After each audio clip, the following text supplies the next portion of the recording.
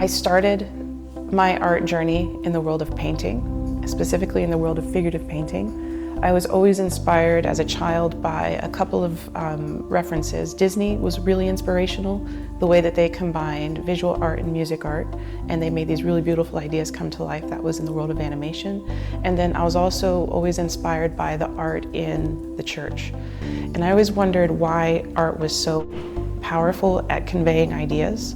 And so I was really obsessed with, like, how do you convey an idea using art? And so that was what pulled me into learning about figurative art.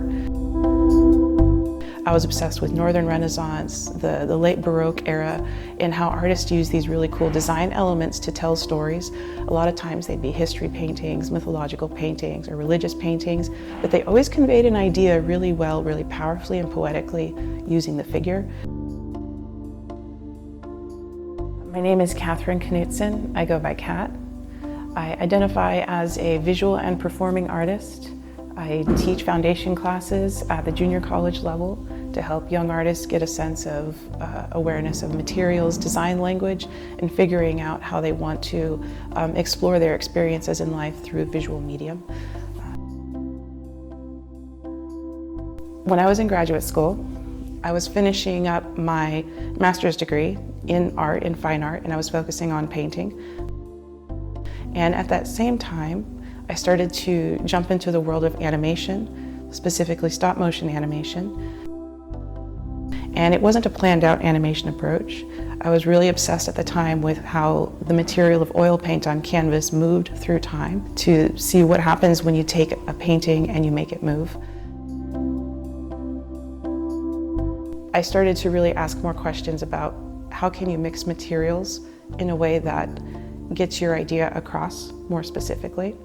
And that was a bit of a opener into what would become being a multidisciplinary artist or an interdisciplinary artist, or what some call a cross-pollinating artist.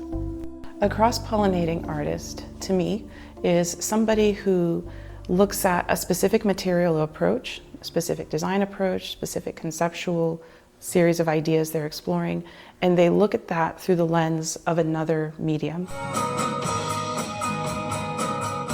I'm a musical artist with the band Long Swan, and that's a really interesting experiment that's been running for almost 2 years now, that goes directly into community engagement, organizing, team effort, graphic design, video content development. So it's kind of a really interesting long-term experiment that's going on. Community engagement to me is if you're wanting to be a part of something, and in order to be a part of that something, you're bringing a certain set of skills that you have that would be helpful in getting that idea accomplished. As one person, you can only get so much done. So when you find others who are also very active, but they're, I would say, neighborly in the sense of there's a slight common overlap in what they're trying to achieve and what you're trying to achieve, then the results are magnified. And so I feel like community engagement is really important because it helps get larger tasks or larger goals accomplished. And then everyone who participates in getting those things accomplished benefits greatly. I've always been a strong believer in where two or more are gathered, like really cool stuff happens. And the whole two or more is like just different minds.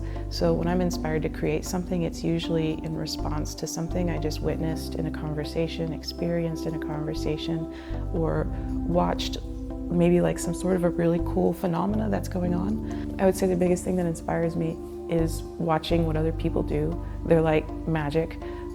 There's different skills, different strengths, different struggles, different challenges people have gone through, and how they responded to that, to me, is very like alchemy-like. Like they took what they were dealt or what resources they have and they built from that. That's magic to me.